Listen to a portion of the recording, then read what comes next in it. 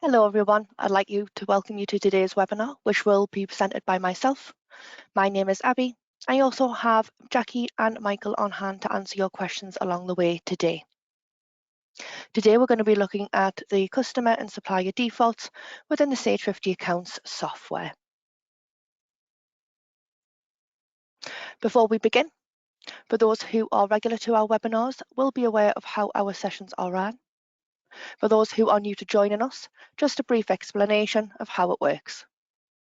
What you will see is that you will be placed on mute when you join. That is so that you cannot speak directly to us during the webinar, will not be able to unmute yourself, but it will not impact your ability to hear us today. If you do have any questions, however, you can use the questions panel on the right-hand side of your screen by clicking the option that looks like a little speech bubble with the question mark in the middle. This will open up the panel where you can send your questions across, where one of my colleagues will be able to answer for you. We do also have a handout for today. You can do this by clicking the little button that looks like a little document with a folded corner. We would recommend downloading this as it does have some clickable buttons to some links on our help centre.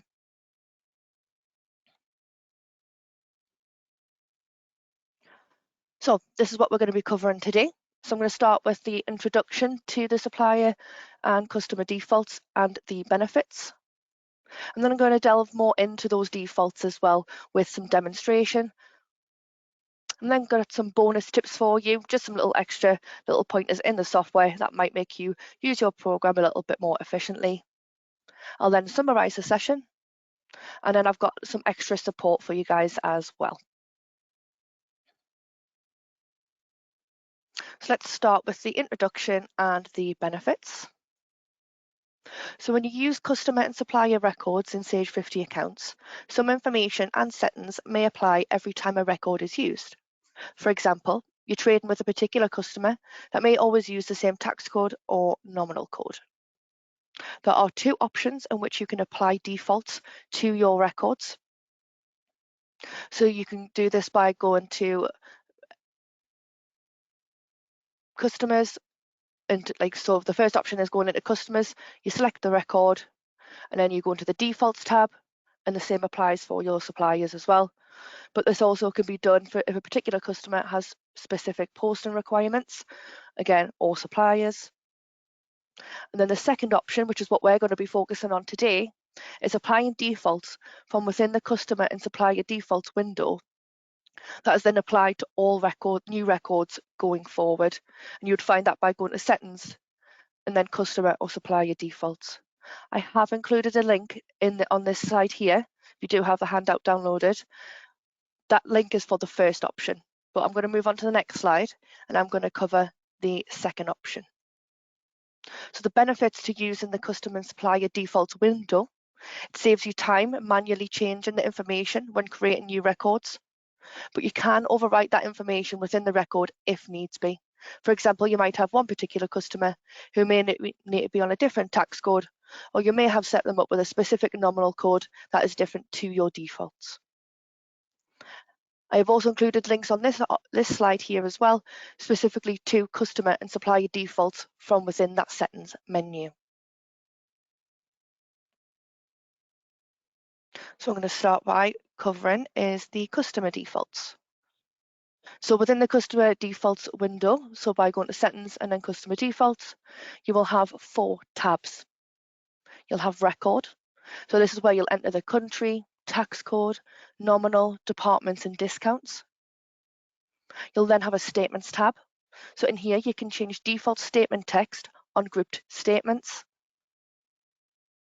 You've then got the aging/due date tab.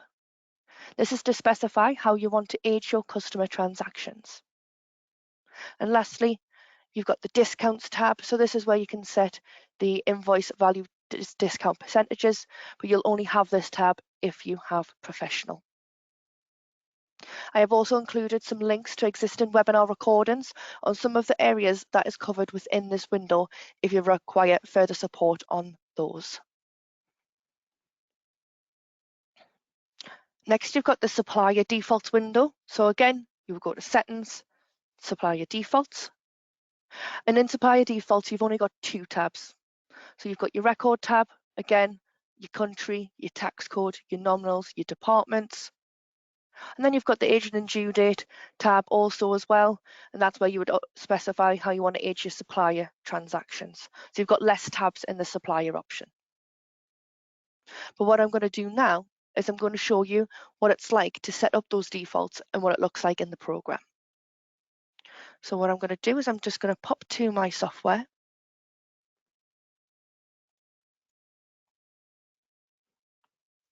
So on today's session, on this demonstration, I'm going to just cover the customer defaults. As the process is similar to suppliers, there's just more options to apply on the customer defaults option. So what I want to start by doing is just showing you an existing customer that I've already got in the software. So if I just go to my customers, down the left-hand side, and I select the first option. And what I'm going to do is I'm going to go into my defaults tab down the left-hand side. And you can see in here, I've got my miscellaneous defaults.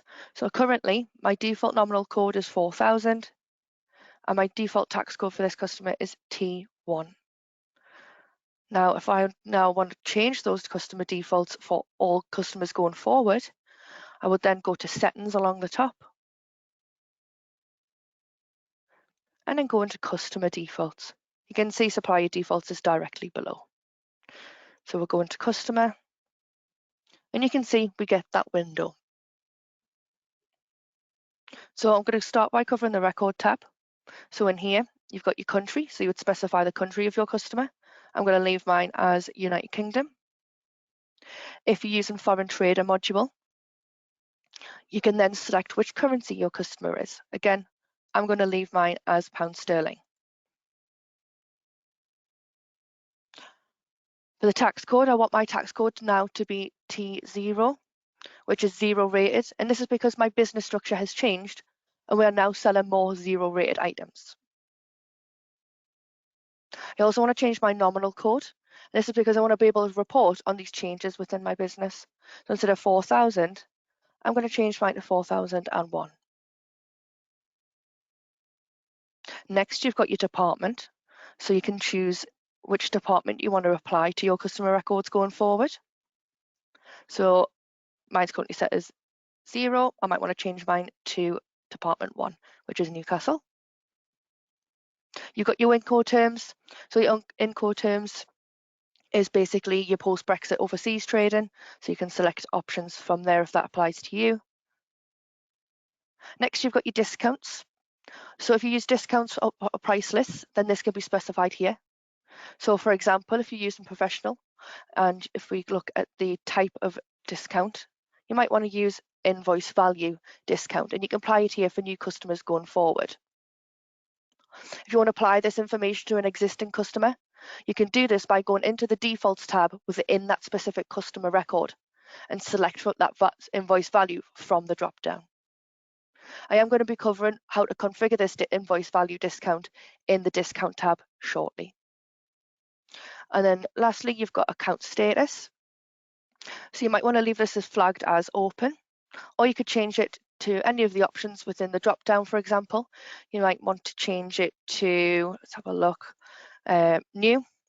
So you might want to change it to new for the first month until you've traded so many times with them before changing it to something else. If you wish to configure these, you can make changes within the settings along the top, and then in the configuration option, and then there's an account status tab, so you can actually amend what these options are. And then if you've already agreed your terms with your customer before you've created the record, you can also tick terms agreed, and that is automatically completed every time you create a new record. So this record section that I've just covered, this applies to new customers only. The other tabs, they apply to new and existing. What I'm going to do now is I am going to cover the statements tab. So in statements, you can choose what is displayed on your grouped layouts. So for example, at the moment, mine's called goods and services, but I might not provide a service. So I might just want my statements to say goods provided. What I'll do is I'll show you, once I've created the customer record, I'll show you what it looks like on the transactions. on the statements, sorry. So next, we're going to move on to the aging and due date tab. So in here, you can select whether you choose calendar month aging or period aging. And these range from 30 all the way up to 120 plus. And you can amend these boxes as well. So for example, I might want mine actually to be 20 to 40. If I click out that box, you can see the box 1 for 2 days is changed. Your final box as well, you've got your due date. This is a feature added in 28.1 and above. Prior to this version, if due days were set to 0, it would automatically assign them 30 days before they became overdue. This feature, if we tick it, allows us to have a true reflection of payments being due immediately. Next, we're going to cover the discount tab. So again, if you are on professional, you will have this discounts tab. This is one of 6 methods when applying discount to your customer. If you did want more support on discounts, we do have a recording for discount options on our help centre. But at the moment, in here, you can add your invoice value discount if it's relevant. As I mentioned before, if you need to apply this information, so you would come in here. So for example, at the minute mine says 1,500, so my customer has to spend a minimum of £1,500 to be eligible for 10% discount. Additionally, if you did require more support within this area as well, in version 29, we now have a help feature which is contextual to the area of the software you are in. So you can see here in this window, I have a help option. You can also see in the customer module at the back, I've also got it in here. But if I click within this window, you can see it's come straight into the customer defaults area. It's also got aging periods explained as well. If you didn't want to apply this to every customer going forward, you would just leave the first option as I showed you as no additional, and then you can apply it to each customer as and when. So once we're happy with this information, I'm going to click OK, and that's saved that for me. So what I'm going to do now is I'm going to create a new customer. So if I go into my little drop down and I click new, I'm just going to call mine test. I'm also going to put an address in here as well. So from version 28.1 and above, you're able to copy an address from a document. So for example, you might have a digital letter or an email. So what you can do, copy that address. And using this little paste option here, it pastes the address directly into Sage in the right format for you. I'm then just going to add in an email in there as well. And if we look at the defaults, you can see it's applied that additional discount invoice value for me. It's applied the 4001 nominal code, and it's now applied the T0 tax code. Once I'm happy with that, I just click save, and it's now gone for a blank record, which means it's saved that record for me. So if I now close out of that window, if I scroll down in my list, you can see now I have my test customer. To see that discount in action, let's post an invoice. I'm going to go into invoices and credits. I'm going to go new invoice. And I'm going to select that customer I've just created. I'm going to select a product. So I'm going to go for antivirus software. Now I need them to spend at least £1,500, so let's just put a quantity of 50 in there. I click out the box, and it's telling me total value discount has changed. So I click OK. You can see in my discount section, it has now applied that 10%. If you do not see the discounts column on your invoices window in invoices and credits, then you would go to settings, invoice order defaults, in the discount section, and then tick the option at the bottom. But what I'll do is I'll save this record and I'll quickly show you. So I'm just going to save this invoice.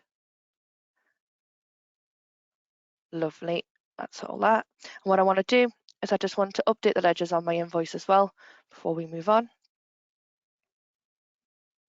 just so I can reflect this on the statement that I'm going to show you shortly.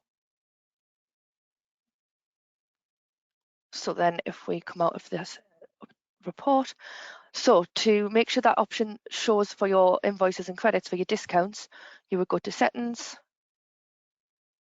invoice order defaults, you've got a discounts tab, and you can see item line discount, show discount on main invoice and order screen. So you make sure that's ticked, and that's how you see the discounts column within your invoices and credits. So before we end the demonstration for adding your defaults, I just want to go back to the statements and show you what this looks like and how we change the description. So if I go into customers, I select that new customer, and I go into statements. I've got one already favorited here, so I'm just going to preview this. I'm just going to run it for the default dates that's already entered. And if I make that bigger, screen zoom in for you, you can see now it's got the line, the itemized line for me, and it now says goods provided instead of goods/services. Again, this applies to old and existing customers and new customers. So what I'm going to do now is, that's the end of the demonstration for that part. So I'm just going to pop back to my slides.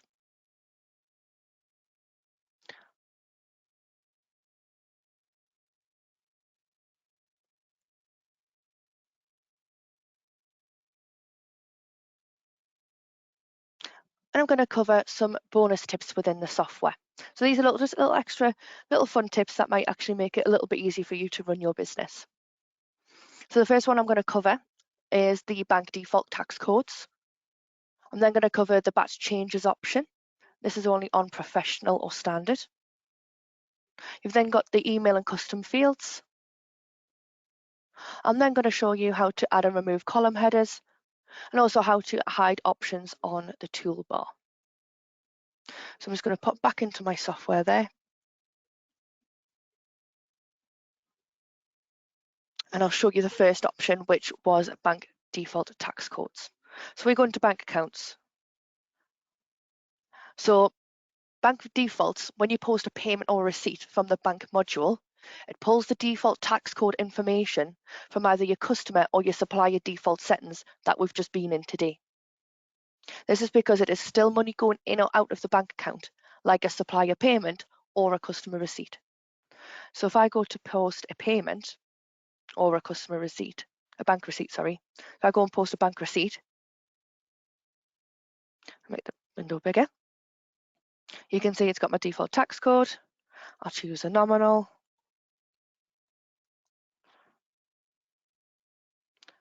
And you can see in my tax code column, it is pulling it as T0, which is what I actually changed my customer defaults to from T1. But you can actually override this as well. So you can change the default tax code back to a different tax code. So I might want to change it back to T1 on this occasion. And it allows you to manually override it. So I'll just save that.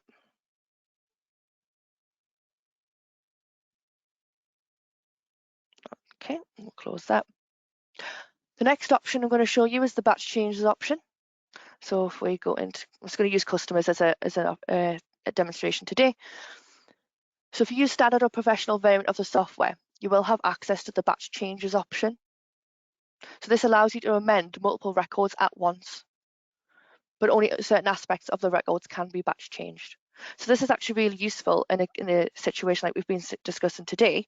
If you need to change a number of existing records to the same tax code, what you can do is if you select a couple of records, we then go to the batch changes option. My options are slightly condensed down because I've got a smaller screen. You might see batch changes along the top, but mine's in my little drop down. So if you go to batch changes, and what it does is it brings up a blank record, and that allows you then to go in and make the change you want it to change to. So for example, I want to change these tax codes. So let's just say I go into defaults,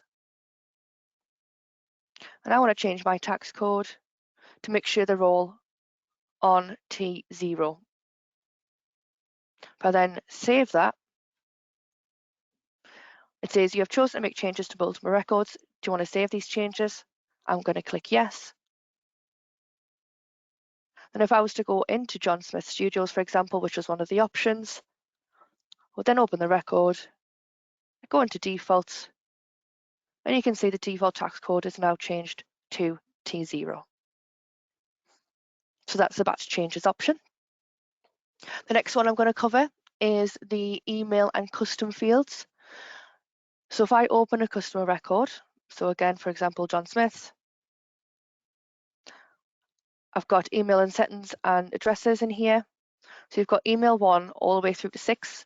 So on version 29, you've now got 6 email fields instead of rather just the 3 on older versions. What you can do is you can actually amend what this field says. So instead of email 1, you can change it so it might say purchase manager. But what I'll do is I'll show you shortly how to configure this. Another one you can amend is also within defaults. And then you've got analysis fields. So you've got your custom fields. So you've got analysis 1 all the way through to analysis 6. Again, on the older versions, you only get up to 3, but on version 29, you get up to 6. And what's really useful about these analysis fields as well is that you can pull them onto your reports. And you can name them and have any information you want within this area. So to configure this, we go into settings along the top, and then configuration.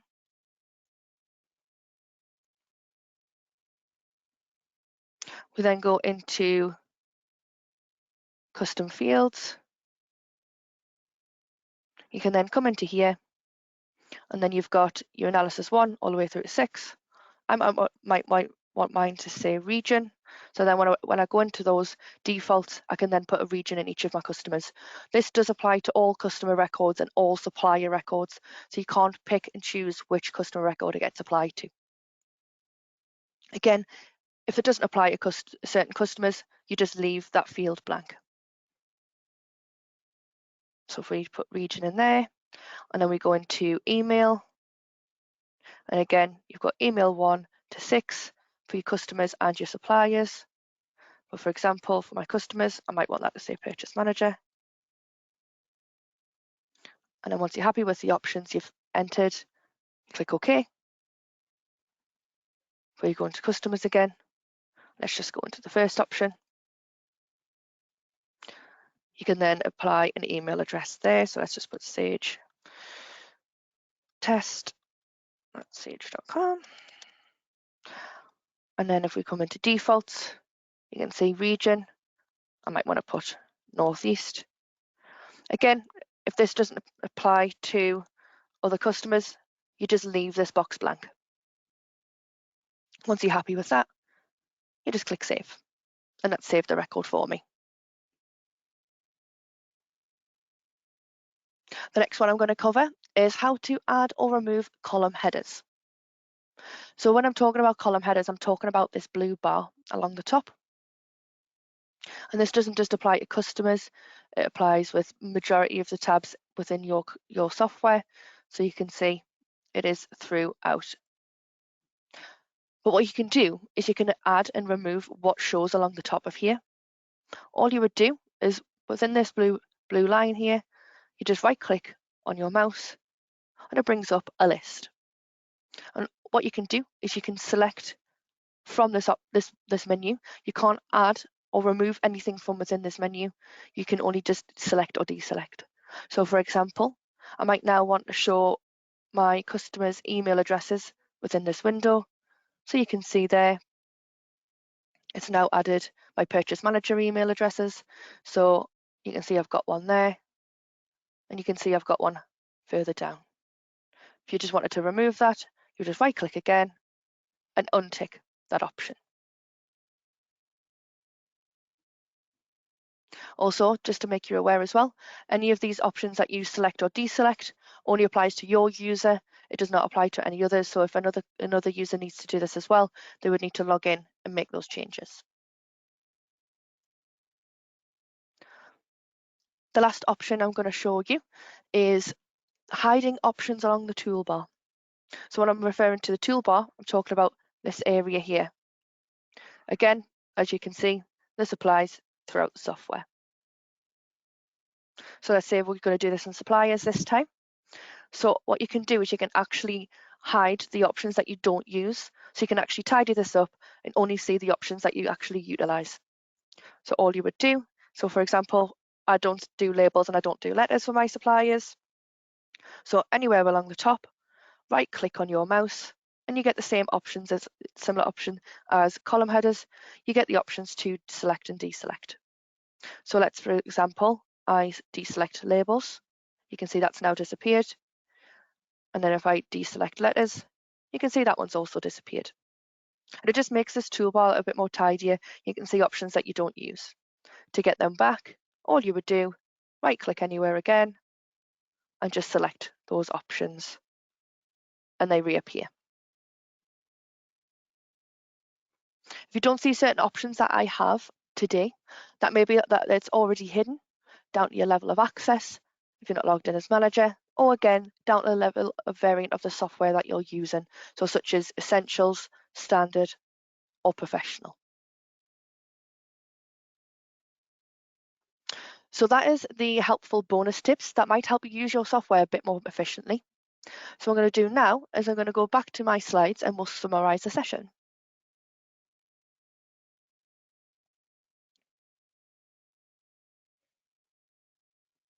So to summarize what we've covered on today's webinar, you go into settings and then customer or supplier defaults. This applies default posting details to new records. You can overwrite the defaults by going directly into the customer record or the supplier record and changing the defaults manually. If you have the batch changes option, you can use this to change multiple records at once. When creating a new transaction, you can manually change the tax code and nominal code if needs be. And lastly, bank defaults, tax codes pulls from the customer and supplier defaults window within the settings menu.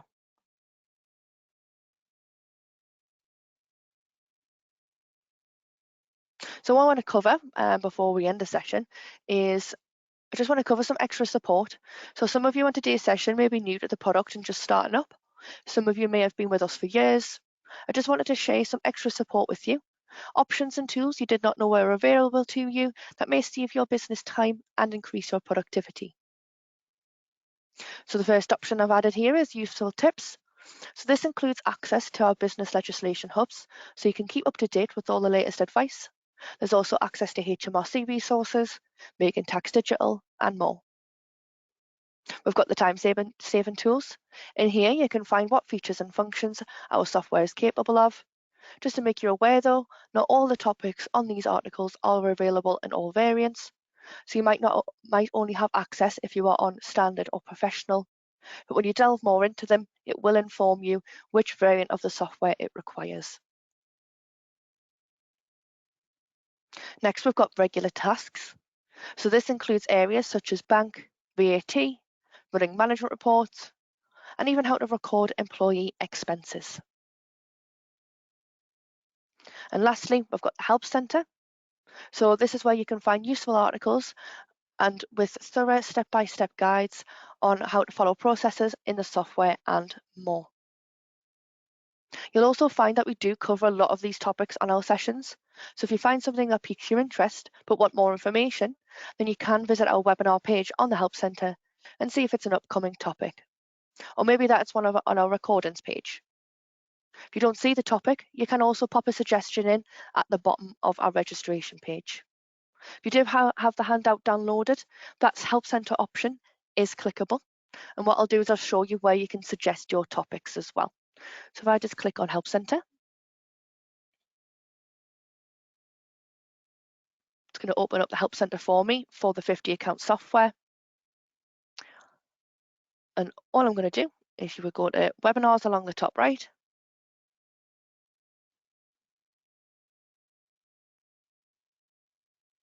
And this is where you can register for upcoming webinars. Here is where you can view your previous recordings. And if we scroll to the very bottom of the page, we do have a lot of sessions coming up in the next couple of weeks. So if we scroll right to the bottom, if you can't make it, you can view previous recordings. If you can't find what you're looking for, please complete the following survey to suggest a new topic. We're always looking for new and upcoming topics, so please get your suggestions in if you can.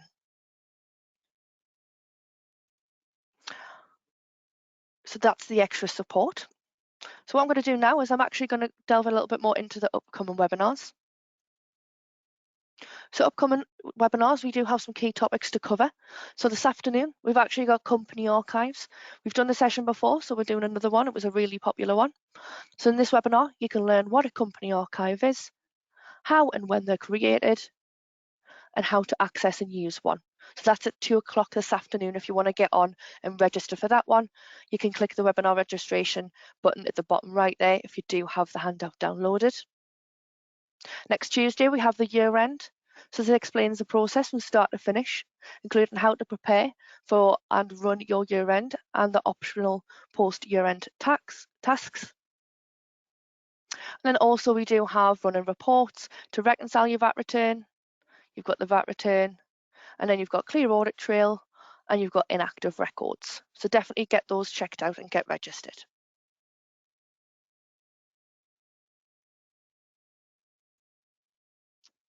So just whilst we're waiting for any questions to come through, I'm just going to give you some more information about the Sage memberships and what is included. So we offer more than just software. We offer great solutions to help your business flow and develop by bringing you as our customer into the Sage community and connecting you with brilliant industry experts. As you can see, you get access to exclusive benefits such as masterclasses, learning, community forums, and much more. I'm not going to go too much into detail with this, but if you would like to know more, there is a link if you have the handout downloaded, which gives you access to exclusive benefits and more.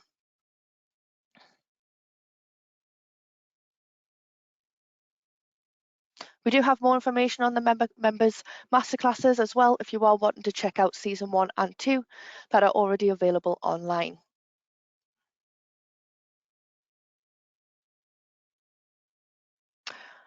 Okay, so that brings us to the end of today's session.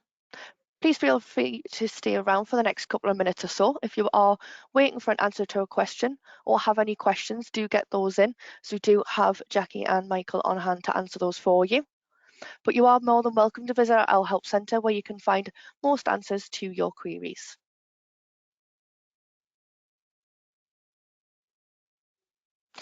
If you've got what you need to do and want to leave the session, you will receive an email in around an hour or so with links to both our webinar schedule and today's recorded session for you to refer back to if needs be. Within that email, you'll also receive a link to the survey. So if you could fill it out, as any feedback is really appreciated.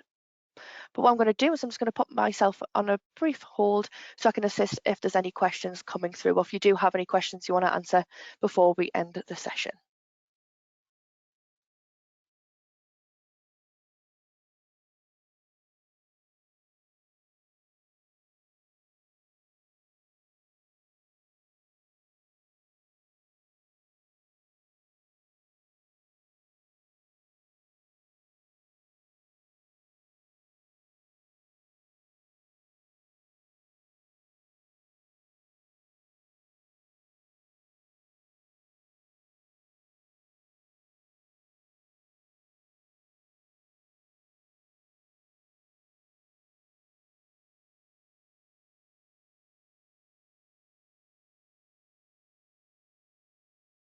Okay, so majority of the questions seem to have been answered.